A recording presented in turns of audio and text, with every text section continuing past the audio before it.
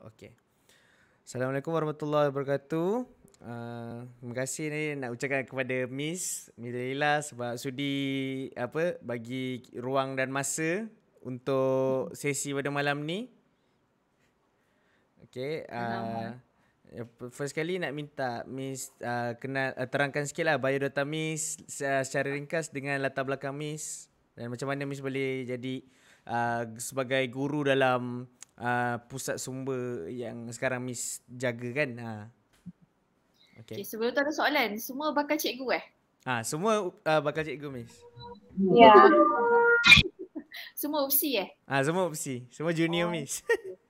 Jumpa alumni lah ni. Alumni. Okay, Assalamualaikum semua. Okay, nama saya Dalila Ayu binti Adan. Okay, masa Hazim jadi anak murid saya masih single lah. Okay, sebab tu dia panggil saya Miss. Okay, sekarang anak dah nak masuk 2. So kalau korang kat sekolah dah panggil madam lah. Okay, tapi tak ada masalah, nak panggil apa pun boleh. Okay, saya lulusan TESOL UPSI tahun 2009 masuk, 2013 grad. Okay, jadi cikgu mula posting 2014. So tahun ni tahun ke-8 lah. Okay, so saya posting di Sekolah Seni Malaysia Johor, masih belum pindah lagi, masih di sekolah yang sama. Lepas tu bermula karier sebagai cikgu biasalah. Okay, lepas tu saya jadi ketua panitia bahasa Inggeris. Okay, pada tahun 2018, okay, saya telah dilantik sebagai guru perpustakaan dan media. Okay.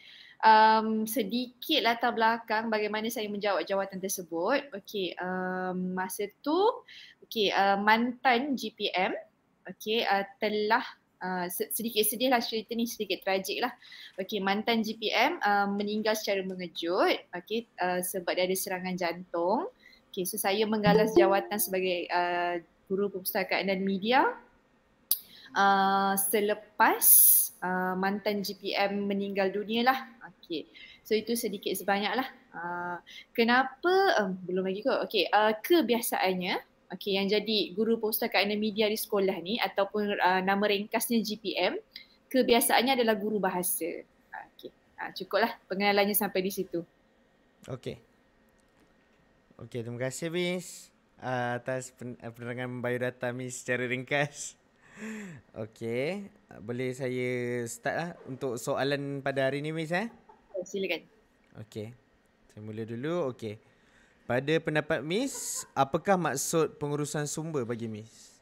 Okey, kita boleh two-way interaction ke? Boleh Miss tanya soalan dekat Hazim dengan kawan? Boleh panggil Hazim ke nak panggil komen? Panggil je Miss mana-mana. Hazim boleh, komen boleh. Alright. Okey, ada satu soalan je. Okey, pusat sumber ni awak rasa apa dan di mana? Apa dan di mana? Apa dan di mana tu macam mana? Okey, apa dan di mana sure. Okey. Kalau awak faham pusat sumber tu, kalau di sekolah, bilik yang mana satu? Bilik yang ada Bilik ada buku. Bilik ada buku. Buku tu lah.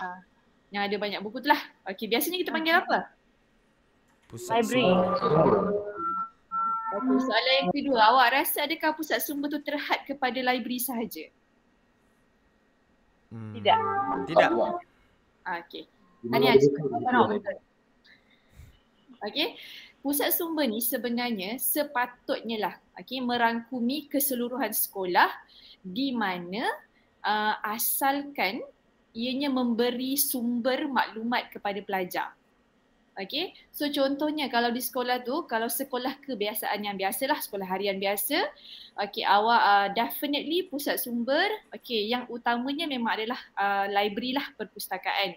Sebab di situ terdapat banyak buku, so kita anggap itulah sumber terbesar di sekolah.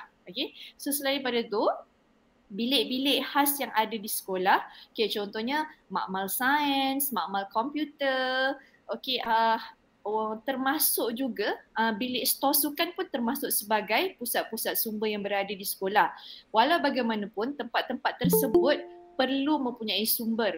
Contohnya mereka ada mini library sendiri. Okay, kalau makmal sains tu dia ada mini library sendiri, dia ada buku-buku. Okay, ataupun mungkin ada patung anatomi. Okay, patung anatomi tu dilabelkan. Okay, yang ni jantung, yang ni usus. Okay, kalau bilik store sukan, okay, pun benda yang sama.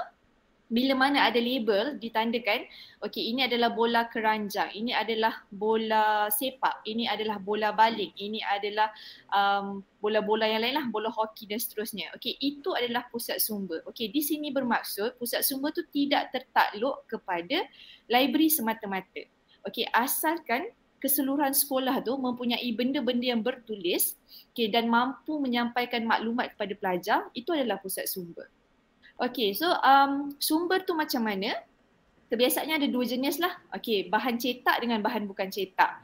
Okay, so bahan cetak tu contohnya macam buku, majalah, benda-benda macam tu. Okay, kalau bukan cetak sebab kita pun di era pendidikan abad ke-21, so bukan cetak tu termasuklah. Okay, contohnya awak ada channel YouTube, awak ada sediakan presentation slide, okey, ada guna Microsoft PowerPoint. Okey, so benda-benda tu termasuk kepada bukan cetak. Okey, so di situ kita dapat tahulah dia bukan sahaja benda yang fizikal semata-mata, termasuk juga elektronik dan juga digital. Okey, selain daripada tu, bahan sumber juga termasuk dalam BBM, bahan bantu mengajar. Okey, contohnya contohnya macam globe. Okey, kalau awak cikgu matematik, okey, contohnya awak ada penggunaan, alamak saya tak pastilah namanya apa, tapi kadang-kadang bila awak gunakan BBM yang sesuai dengan subjek awak, okey, itu pun dikira sebagai bahan sumber. Okey, okey, menjawab tak soalan tadi? Menjawab, Miss. Okey, alright. Okey, kita pergi kepada soalan seterusnya. Pada pendapat Miss, apakah peranan pusat sumber dan mengapa pusat sumber ni diwujudkan? Okey, peranan pusat sumber dan mengapa pusat sumber diwujudkan, dia berbalik kepada satu benda je. Kita merujuk kepada menjadi seorang guru, menjadi seorang pendidik. Okey, apa yang kita perlu capai dan apa yang perlu kita kejar adalah kemenjadian murid lah. Kemenjadian murid di mana seorang guru perlu membantu murid-muridnya, okey, dari segi pembelajaran, dari segi pembentukan sasiah dan merangkumi kemenjadian murid secara holistik. Okey, so dekat sini saya boleh katakan, okey, pusat sumber tu dia menjadi pusat untuk kepelbagaian sumber dan maklumat, okey, dan juga akses untuk maklumat-maklumat yang mungkin pelajar tidak dapati sewaktu PDPC. Okey, contoh mungkin dia nak mencari nota tambahan atau dia nak membuat rujukan, okey, dan lain-lain. Sekejap saya semak nota apa. So basically kita akan patah balik kepada kemenjadian murid lah. Okey, kenapa pusat sumber tu diwujudkan? Sebab kita nak bantu membina kemenjadian murid yang cemerlang. Okey, macam tu. Okey, baik Miss. Saya pergi ke soalan yang ketiga. So soalan ketiga ni dia agak kebat sikit, agak dia tu sikit lah. Orang cakap dia luar daripada konteks dalam subjek tu lah. Pada pendapat Miss, apakah pusat sumber ni masih lagi efisien ataupun penting pada zaman yang berteknologi pada masa kini? Contoh macam zaman di mana zaman sekarang kan zaman COVID, pandemik kan, dan budak-budak terkesan daripada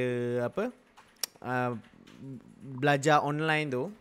So pada pendapat Miss, bila budak-budak balik kepada masuk balik ke sekolah, adakah bagi Miss efisien lagi, penting lagi untuk budak-budak gunakan pusat sumber ni? Okey, jelas soalan tu. Okey, soalan ni menarik sebenarnya sebab kita tahu generasi muda zaman sekarang memang sangat suka untuk membaca lah. Okey, dia daripada zaman-zaman sebelumnya pun, contohnya zaman Azim lah, okey, sangat suka membaca. Baca. Okey, sebab dia memerlukan keinginan, dia memerlukan fokus yang tinggi. Okey, dan kita pendidikan ni dia memang akan bergerak seiring dengan kemodenan teknologi. Okey, dan juga kita perlu menyesuaikan pendidikan dengan latar belakang murid, dengan latar belakang murid dan juga minat murid itu sendiri. Okey, so di sini kalau soalannya adakah masih efisien, jawapan saya masih efisien kalau pusat sumber itu ditambah baik. Okey, jika cara yang sama dengan buku-buku yang sama di rak-rak buku yang sama, ini takkan efisien. Okay, macam mana kita nak jadikan dia efisien? Kita perlu berubah seiring dengan kemodenan teknologi. Okay, dan disebabkan itu KPM sendiri mewujudkan panduan baru. Okay, panduan baru untuk guru-guru ikuti, di mana panduan tu dalam bentuk buku lah. Okay, buku tersebut dia bertajuk Pusat Sumber Abad ke-21.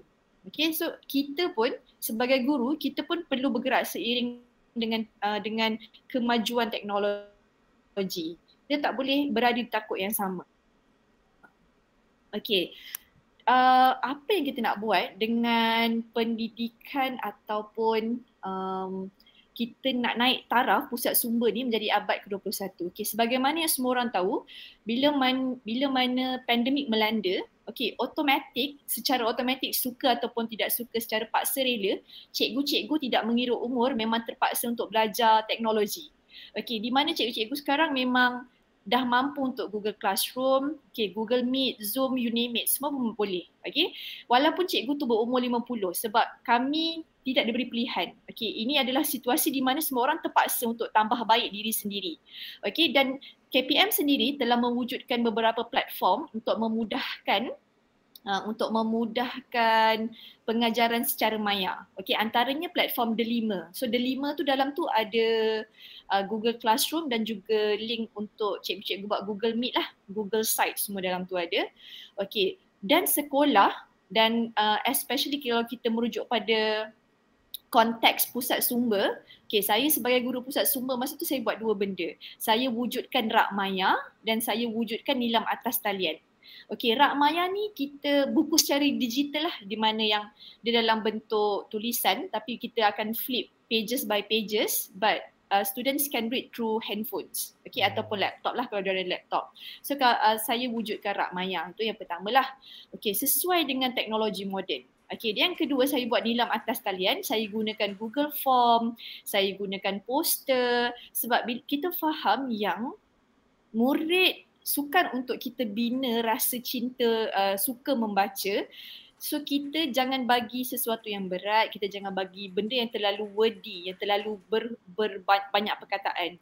So kami buat poster. Okay, saya buat poster, saya collab dengan UBK, Unit Bimbingan dan Kaunseling. Okay, so UBK buat satu hari satu poster, okay, dan isi dalamnya berbentuk motivasi dan yang sesuai dengan konteks pelajar lah. So di situ alang-alang pelajar baca untuk satu hari satu info, saya selitkan sekali nilam. Lepas diorang baca poster tu, diorang akan terus link ke Google Form. Okay, dan mereka akan tulis sedikit dapatan baru ataupun nilai murni yang mereka dapat selepas membaca.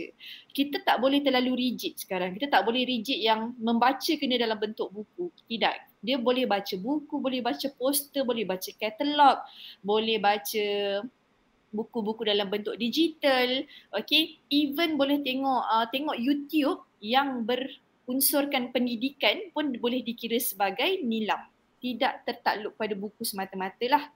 Okay, so saya wujudkan rak maya dan juga nilam atas talian. Okay, so itu jawapan untuk soalan tadi. Right? Okay, baik. Miss, saya mau tanya. Ya, boleh. Oh, sorry, madam. Boleh. Masih ada di sekolah-sekolah tuh, dia masih ada yang buat buku nilam tuh kah? Okey. Buku nilam. Okey, sekarang seiring dengan pergerakan teknologi, memang nilam telah diwujudkan secara atas talian. Bermaksud perekodan nilam tu secara atas talian. Okey, mereka bina website. Okey, antaranya IQ Nilam ataupun Johor dia ada nilam sendiri yang namanya adalah MNJ. Okay, modul nilam Johor. Walau bagaimanapun saya faham yang tidak semua pelajar, tidak semua murid dan tidak semua latar belakang boleh mampu untuk ada device dan ada internet connection untuk buat segala-galanya atas talian lah. Okay. Even sekolah seni dengan latar belakang yang saya boleh katakan elok juga pun masih ada lagi pelajar-pelajar yang tidak mampu untuk mempunyai device. Okay, so di sini pihak PPD masa tu mereka memberi pilihan lah. Okay, even untuk sekolah seni sekalipun, bila sekolah seni dah beroperasi secara normal, okay, sebab sekolah seni adalah sekolah berasrama penuh. Okay, di mana bila pelajar di asrama mereka tak ada internet connection dan tak ada device lah. Okay, so kita diberi dua pilihan. Okay, sama ada nak teruskan secara buku ataupun kita nak teruskan secara atas talian. Okay, tapi sebab saya faham ada kekangan-kekangan lah. Contoh macam sekolah sini tu kekangan sebab sekolah berasrama penuh, tak ada device, tak ada internet connection. Dan saya pun faham pasti ada sekolah yang mungkin kekangannya dari segi internet connection sebab dia berada sedikit pedalaman. Okay, ataupun dari segi latar belakang murid. Okay, di mana mungkin ada murid-murid B40 yang tidak mempunyai device. Sebab itu pun isu yang sama sebenarnya untuk PDPR. Pada pendapat saya, sekolah perlu atasi masalah ini berdasarkan keperluan murid mereka. Okey, contohnya macam PDPR hari itu ada sekolah yang memang murid-murid tak mampu untuk mengikuti secara Google Meet, mereka sediakan lembaran ataupun homework tambahan yang diletak dekat postcard. Okey, pelajar boleh datang dan ambil. Okey, maksud saya kat situ sekolah perlu buat intervensi ataupun penyelesaian masalah berdasarkan latar belakang dan situasi di sekolah tersebut. Okay, jawab soalan tak, Crystal? Iya, thank you, Miss. Okay, welcome. Saya ada soalan, Miss. Okay. Miss rasa kan sepatutnya wajib tak untuk nilam macam pusat sumber ataupun library ni wujud dekat sekolah-sekolah yang macam sekolah agama, sekolah tahfiz ataupun sekolah-sekolah pondok lah, yang sekolah-sekolah yang lain, untuk sekolah swasta lah, bukan sekolah kerajaan. Sepatutnya wajib tak ada ke tak ada pun tak apa? Pendapat Miss lah. Okey, pendapat secara peribadi. Okey, pendapat secara peribadi adalah membaca itu perlu sebab membaca itu jambatan ilmu. Okey, dan membaca itu juga adalah sumber ilmu dan maklumat. Okey, tanpa membaca pelajar tak akan dapat maklumat dan ilmu. Okey, adakah wajib? Sebab nilam ni dia lebih kepada perekodan. Okay, maksudnya bila murid baca, murid rekodkan. Okay, pada pendapat saya membaca itu wajib tapi merekod itu tidak wajib. Itu pada pendapat saya sebab bila merekod ni kadang-kadang akan timbul isu tidak jujur, akan timbul isu menipu, akan timbul isu pelajar rasa terbeban. Okay, akan timbul isu pelajar rasa terbeban. Okay, sebab itu mereka sentiasa tambah baik buku nilam, dan buku nilam yang terakhir saya guna tanpa ruangan sinopsis. Sebab pada mereka tak nak bebankan pelajar, di mana pelajar ni dah ada mindset bila baca kena buat sinopsis, dan mereka akan end up salin sinopsis dekat kulit buku belakang. Okay, so pada pendapat saya repeat lah. Okay, membaca itu wajib tapi merekod itu tidak wajib. Okay. Okay, thank you, Miss. Okay, welcome. Okay, Miss, kita pergi kepada soalan seterusnya. Pada pendapat Miss, apakah usaha sekolah untuk menarik minat para pelajar dan menggalakkan pelajar supaya menggunakan pusat sumber ni sebagai bahan rujukan mereka dalam pembelajaran?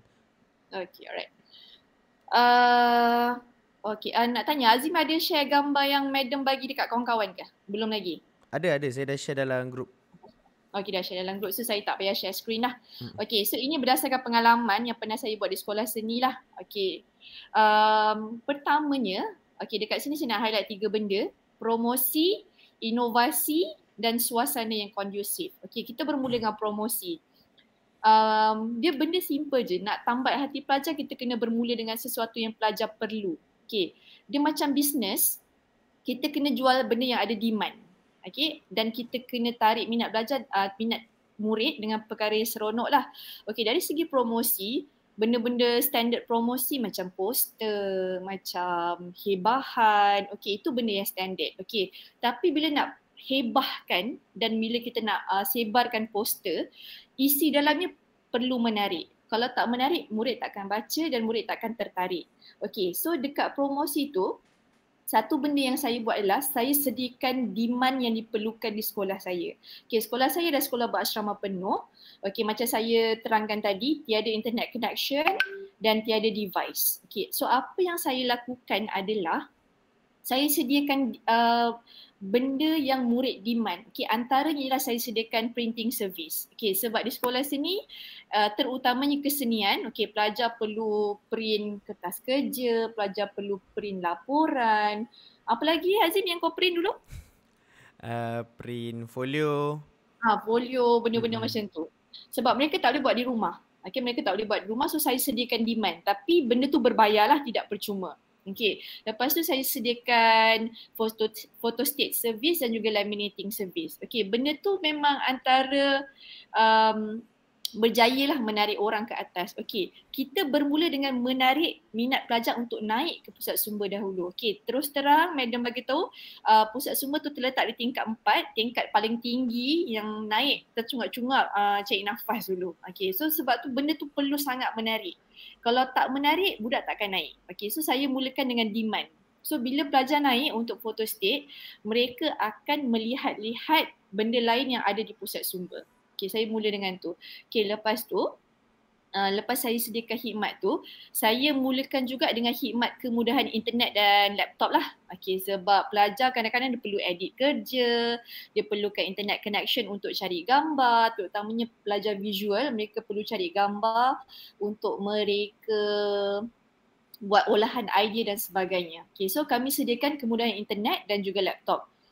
Sekali lagi berbayar, tidak percuma lah sebab semua benda pun tak percuma lah kot sekarang, melainkan sekolah yang sediakan lah. Okay, sebab kami buat atas inisiatif sendiri, so kami perlukan sedikit dana lah untuk meneruskan apa yang kami buat. Okay, lepas tu macam saya cakap, sekolah seni pelajar tak ada handphone. So kami beli surat khabar. Surat khabar di sekolah berasrama ada sesuatu yang menarik. Pelajar suka sebab mereka tak ada internet. So mereka terpaksa untuk baca surat khabar. So saya beli surat khabar, saya minta duit dana daripada PIBG. Okay, saya minta dana dari PIBG. Okay, selepas itu saya sediakan benda-benda ringan yang bukan buku semata-mata. Saya sediakan indoor games dengan board games. Macam Sahiba, macam Saidina, apa lagi macam kadang-kadang saya beli main dekat kedai Eco je. Penguin Trip, saya beli benda yang simple. Lagi kalau benda murah ni, kita tak kisah kalau pelajar rosakkan. Kalau benda mahal ni kadang-kadang sakit hati kalau pelajar rosakkan. Macam tu. Okay, so bila ada benda games macam ni, budak suka, budak naik, dia enjoy untuk ada kat library dan dari situlah mereka akan tergerak untuk pinjam buku rujukan. Dari situ mereka akan tergerak untuk pinjam buku cerita dan dari situ kita harap kita dapat bina dan pupuk minat membaca. Okay, selain tu sekolah perlu sediakan bahan bacaan mengikut keperluan pelajar, mengikut keperluan murid. Macam sekolah seni kita cuba tapi tak mudahlah. Okay, kita cuba untuk menyediakan buku-buku yang berunsurkan kesenian. Okay, macam buku ada 4 lah, ada muzik, tari, teater dan juga visual. Okay, contoh macam sekolah agama mungkin mereka perlukan buku-buku yang dari konteks agama tu lebih lah. Kalau sekolah teknik pun sama. So kita perlu sediakan yang sesuai dengan konteks pelajar. Okay, so barulah pusat sumber tu dapat bergerak secara optimum. Okay, seterusnya inovasi. Kejap nak pasang plug bateri. Boleh Mi, boleh.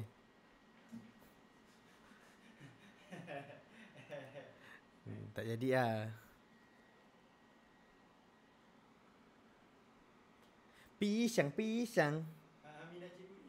Anak tengah rancak muka dia. Teruk dia main. Tak ada baik tu. Aku suka dia. Cara dia cakap aku rasa kalau dia jejik aku mungkin aku masuk kelas dia. Serius dia baik gila. Dia macam dia cakap pun nampak lancar gitu. Okay, sambung Okay, seterusnya inovasi yang saya buat adalah saya buat kafe. Okay, kafe untuk budak sekolah berasrama penuh, makanan tu adalah satu tarikan yang menarik lah. Okay, so saya buat kafe. Tapi saya jual benda ringan dan separa ringan je. Saya jual roti bakar. Dan juga air minuman 3-in-1, panas dan sejuk. So sambutan sangat menggalakkan dan kita tally kan, kami cuba tengok rekod pinjaman buku sebelum ada KIFI dan selepas ada KIFI, dan memang menunjukkan ada peningkatan lah dari segi pinjaman buku. So bermaksud di situ inovasi menyediakan kafe tu berjaya menarik minat pelajar untuk ke pusat sumber, dan bila mereka berada di pusat sumber, mereka meminjam buku. Okay, itu antara inovasi yang saya dah buat. Okay, dan seterusnya adalah suasana yang kondusif. Cerita dia macam ni, ada aircon budak ada, tak ada aircon budak tak datang. Macam tu. So kita perlukan sediakan suasana yang kondusif. Standard lah Malaysia panas. So bila ada aircon, budak ni dia akan macam cikgu jom buat kelas dekat library, cikgu jom lagi library sejuk macam tu. So okay, betul kan? Okay, right. So bila ada aircon, dia insyaAllah ada tarikan. Tapi aircon pun tak murah lah. Banyak lah liku-liku kehidupan yang perlu dibuat untuk mendapatkan aircon. Okay, so itu yang saya buat berdasarkan pengalaman. Okay. Kita pergi pada soalan seterusnya, Miss. Okay. Apakah yang menjadi keutamaan Miss apabila melibatkan tentang pengurusan sumber sekolah? Okay, alright. Okay, yang paling utama pasal pusat sumber ni, ataupun sebenarnya dia bukan pusat sumber je, sebagai seorang guru lah, ada dua benda yang kita perlu buat. Yang pertama, kemenjadian murid. Okay, kemenjadian murid tu tidak kira siapa pun, apa pun jawatan awak di sekolah, itulah tugas utama seorang guru, kemenjadian murid secara holistik. Okay, kemenjadian murid secara holistik kita merujuk kepada dari segi sahsiah, dari segi akademik, kalau di sekolah sendiri dari segi kesenian, co-curriculum, sukan dan sebagainya. Maksudnya kita nak cemerlang, kita nak pelajaran cemerlang dari secara holistik. Okay, itu satu. Okay, dan dari segi konteks seorang guru pusat sumber, saya perlu mengoptimumkan penggunaan sumber yang ada. Okay, di sini sebab sumber-sumber yang ada di sekolah dibeli dengan wang kerajaan. Okay, bermaksud contohlah kalau saya beli permainan macam Sahibah dan Saidina, saya simpan dalam almari kaca. Okay, lepas tu budak datang nak main, tak boleh, nanti korang hilangkan. Tak guna macam tu. Sebab kita beli bukan untuk tontonan. Kita beli bukan untuk simpan dalam almari kaca. Bila pelawat datang tanya, board games ada? Ada cik kat sini. Okey, pelajar guna tak? Guna kadang-kadang. Okey, tak nak. Kita beli dan kita perlu optimumkan penggunaan tu. Okey, duit daripada kerajaan, kita beli, kita perlu optimumkan penggunaan. Okey, so tak kira apa pun lah. Okey, Globe ke ataupun karya-karya agung macam karya-karya agung yang sejarah-sejarah Melayu, Sulailatul Salatin ke apa ke, Hikayat Hang Tuah. Okey, ada sekolah yang dia beli, dia simpan dalam kotak kaca ataupun kotak-kotak hantaran. Memang cantik untuk dipandang tapi sayang tak ada guna. Okey, so pada pendapat peribadi saya, apa yang paling penting? Yang pertama kita kena lihat kemenjadian murid, adakah pusat sumber membantu murid untuk belajar dan menjadi pelajar yang cemerlang, dan adakah sumber yang kita beli menggunakan wang kerajaan tu diguna secara optimum ataupun tidak. Itu pendapat peribadi saya. Okey. Okey, itu saja. Okey, faham. Okey.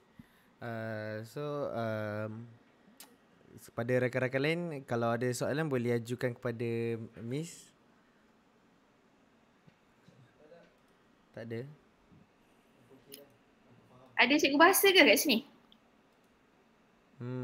Setakat ni saya, Nurul Altira, Umair dengan Crystal Ann dengan Fahmi semua music, Miss. Dengan Oh, Ahmad, iya ke? Ahmad Hairuddin lain. Dia apa? Dia tak pasti. Dia Dia tak pasti. tak pasti fakulti apa, saya tak sempat tanya lagi. Oh, alright. Okey. Apa nak tanya? Apa subjek yang korang ambil ni sampai kena pasal pusat sumber? Sekejap ni, dia CAD Design. Dia subjek ni, Miss, pengurusan pembelajaran. Pengurusan pembelajaran kan? Pengurusan pembelajaran.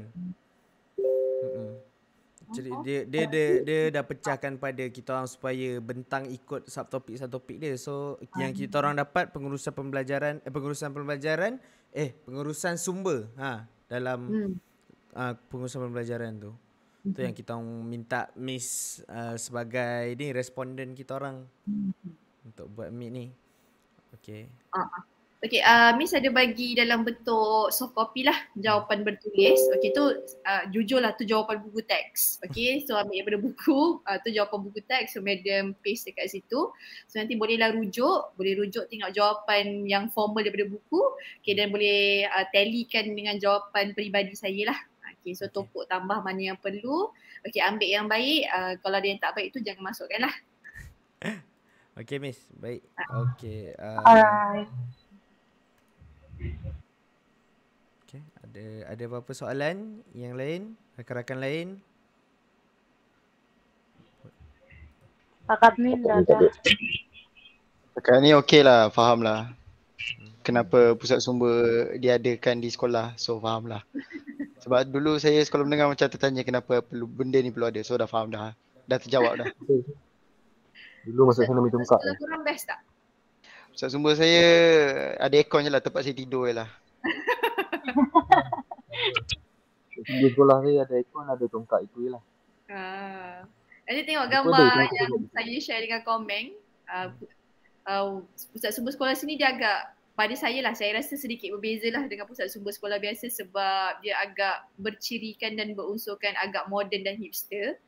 Dari Mai, segi boleh stop recording? dari Dah boleh segi stop kan? hiasan lah, dari segi hiasan. Serius?